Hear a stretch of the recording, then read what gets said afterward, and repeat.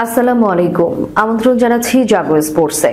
আপনাদের সাথে আছি আমি মমতাজ শাহিন রুম্পা। শুরুতেই জানিয়ে দিব আপডেটগুলো। কয়লা ধুলে কি ময়লা যায়? মোটেই না। আবারও জুয়ার বিজ্ঞাপন করে বিতর্কে প্রচন্ড অর্থলোভী সাকিব চালাচ্ছেন ভারতে আইপিএলে খেলার চেষ্টা। আইপিএল চ্যাম্পিয়ন কলকাতাকে উড়িয়ে শুরু কোহলির বেঙ্গালুরুর। আইপিএল দল লখনৌতে কার বদলে ডাক পেতে পারেন তাসকিন। খেলোয়াড়দের অভিযোগে আইপিএল ধারাভাষ্য থেকে বাদ ইরফান পাঠান। শুনছিলেন শিরোনাম, এবারে বিস্তারিত। কয়লা ধুলে কি ময়লা যায়? মোটেই না। আবারও জুয়ার বিজ্ঞাপন করে বিতর্কে প্রচন্ড অর্থলোভী সাকিব। বিতর্ক আর সাকিব আল হাসান যেন একে অপরের সঙ্গে। অবৈধ বোলিং অ্যাকশনের কারণে নিষিদ্ধ হওয়ায় অনেকদিন ধরেই আলোচনায় ছিলেন না তারকাই অলরাউন্ডার। দুদিন আগে লন্ডনের পরীক্ষাগারে শুদ্ধ প্রমাণিত হন। তবে জাতীয় দলে ফেরার আলোচনা শুরুর আগেই বিতর্কিত কর্মকাণ্ডের জন্য আবারও সমালোচনায় বিদ্ধ হচ্ছেন তিনি। অনলাইন বেটিং অ্যাপের বিজ্ঞাপন করে আগেও একবার সমালোচনার মুখে পড়েছিলেন। বাংলাদেশের প্রচলিত আইনে অনলাইন বেটিং নিষিদ্ধ হওয়ায় সে সময় ওই প্রতিষ্ঠানের সঙ্গে চুক্তি বাতিল করতে হয়েছিল এই তারকাকে। কিন্তু 2 বছর পরে আবারও সেই একই কাজ করলেন তিনি। 1xBet নামক একটি জুয়ার কোম্পানির সঙ্গে যুক্ত হয়েছেন সাকিব। 22 মার্চ সাকিবের অফিসিয়াল ফেসবুক আইডি থেকে তার একটি ভিডিও সম্বলিত এই কোম্পানির বিজ্ঞাপন প্রচার করা হয়। এই ঘটনায় দেশের ক্রিকেট ভক্তরা সামাজিক যোগাযোগ মাধ্যমে সমালোচনায় ভাসিয়ে দিচ্ছেন তাকে।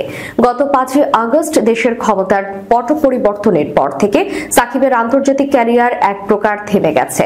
তার বিরুদ্ধে মামলা হয়েছে, ফিরতে পারছেন না দেশেও। এর মাঝেই তার বোলিং অ্যাকশন অবৈধ ঘোষণা করা হলে তার মাঠে ফেরাই অনিশ্চিত হয়ে যায়। তবে সম্প্রতি বোলিং এর ছাড়পত্র পেয়েছেন। তৃতীয় মেয়াদে বোলিং পরীক্ষায় পাশ করেই আইপিএল এ খেলার আগ্রহ প্রকাশ করেছেন সাকিব।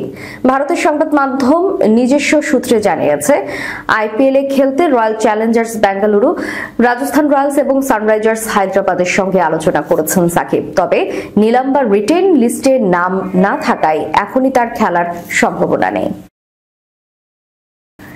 আইপিএল এর এবারের আসরের উদ্বোধনী ম্যাচে রয়্যাল চ্যালেঞ্জার্স বেঙ্গালুরুর কাছে পাত্তাই পেল না defending champion Kolkata knight riders. স্বাগতিকদের 7 উইকেটের বড় ব্যবধানে হারিয়ে টুর্নামেন্ট শুরু করেছেন বিরাট কোহলিরা। লক্ষ্য ছিল 175 রানের। বিরাট কোহলি আর ফিল সল্টের 51 বলে 95 রানের ওপেনিং জুটিতেই জয়ের ভিত পেতে যায় বেঙ্গালুরুর।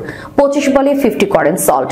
বেঙ্গালুরু ওপেনার 31 বলে 9-4 আর 2 ছক্কায় 56 রানের ইনিংস খেলেন। 16 বলে 34 করেন রজত পাতিদার।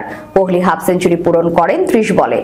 দল জিতিয়েই মাঠ ছাড়েন তিনি। 36 বলে অপরাজিত 59 রানের ইনিংসটিতে ছিল 4 বাউন্ডারি আর 3 ছক্কার মার।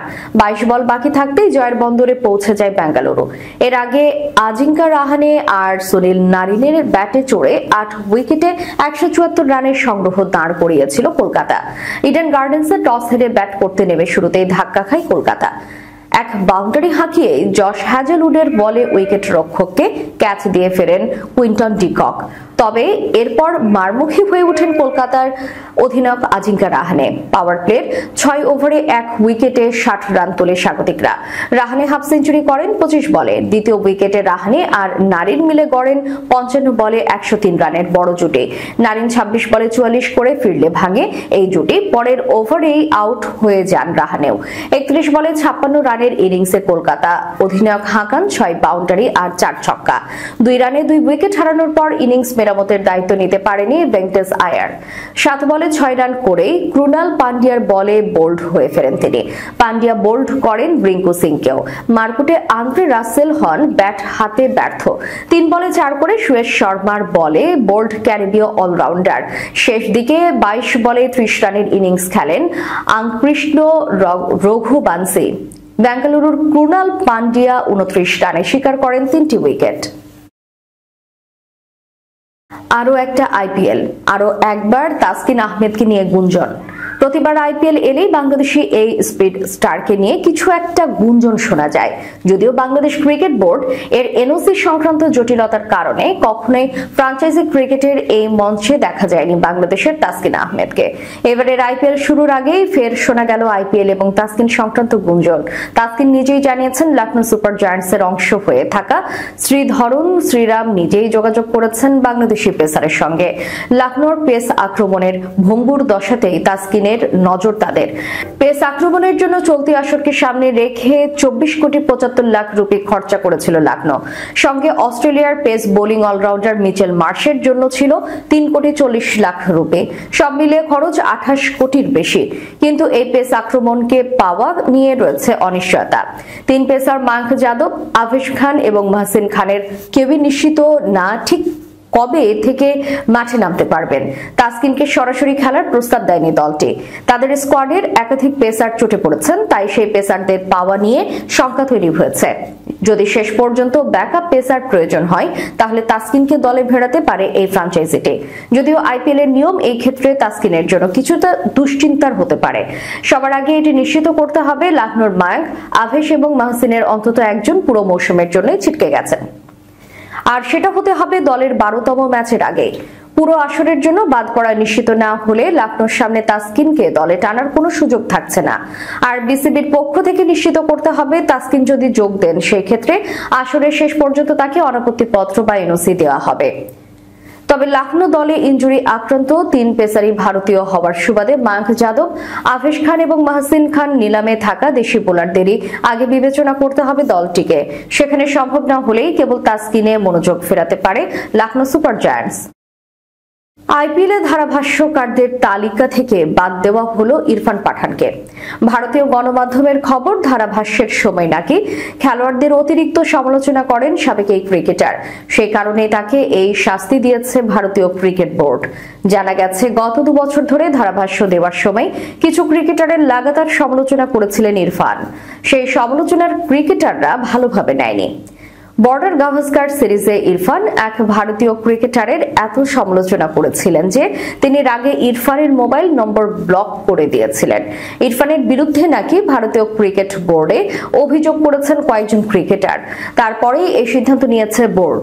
ভারতীয় ক্রিকেট বোর্ডের এক সূত্র জানিয়েছে ইরফানকে আগে সতর্ক করা হয়েছিল, কিন্তু তিনি শোনেননি। গত 2 বছর ধরে লাগাতার এই ঘটনা ঘটেছে। তিনি তার ব্যক্তিগত বিষয় ধারাভাষ্যের সময় তুলে ধরেছেন। ইচ্ছা করে কয়েকজন ক্রিকেটারের সমালোচনা করেছেন। এই বিষয়টি ভালোভাবে নেয়নি বোর্ড, তাই এই পদক্ষেপ করা হয়েছে। বোর্ড চাইছে না এই সব মন্তব্যে ক্রিকেটারদের কোনো মানসিক সমস্যা হোক। ক্রিকেটারদের স্বার্থ সকলের আগে রাখছে বোর্ড। এমন ঘটনা অবশ্য এবারই প্রথম নয়। এর আগেও দুবার দুজনের সঙ্গে এই ঘটনা ঘটেছে। 2019 সালে সৌরভ গাঙ্গুলি এবং রবীন্দ্র জাদেজার সঙ্গে প্রকাশ্যে বিবাদ হয়েছিল সঞ্জয় মাঞ্জরেকারের, যার জেরে 2020 সালে মাঞ্জরেকারকে ভারতীয় ক্রিকেট বোর্ডের ধারাভাষ্যকারদের তালিকা থেকে বাদ দেওয়া হয়েছিল। মাঞ্জরেকার নিজের ভুল স্বীকার করেন, ফলে পরে আবার জায়গা পান তিনি। 2016 সালে আইপিএল এর আগে ধারাভাষ্যকারদের তালিকা থেকে বাদ দেওয়া হয়েছিল হর্ষ ভোগলেকে। কিন্তু তিনি কেন বাদ পড়েছিলেন তার কারণ বুঝতে পারেননি হর্ষ ভোগলে। সামাজিক মাধ্যমে সে কথা বলেছিলেন, পরে আবার তাকে ফেরানো হয়। এখন দেখার বিষয় ইরফান কবে আবার ধারাভাষ্যে ফিরে আসেন। শেষ করার পূর্বে সংবাদ শিরোনামগুলো জানিয়ে দিব আরো একবার। কয়লা ধুলে কি ময়লা যায়? মোটেই না। আবারও জুয়ার বিজ্ঞাপন করে বিতর্কে প্রচন্ড অর্থলোভী সাকিব চালাচ্ছেন ভারতে আইপিএল এ খেলার চেষ্টা। আইপিএল চ্যাম্পিয়ন কলকাতাকে উড়িয়ে শুরু কোহলির বেঙ্গালুরুর। আইপিএল দল লখনৌতে কার বদলে ডাক পেতে পারেন তাসকিন। খেলোয়াড়দের অভিযোগে আইপিএল ধারাভাষ্য থেকে বাদ ইরফান পাঠান। এতক্ষণ আমাদের সাথে থাকার জন্য ধন্যবাদ। আল্লাহ হাফেজ।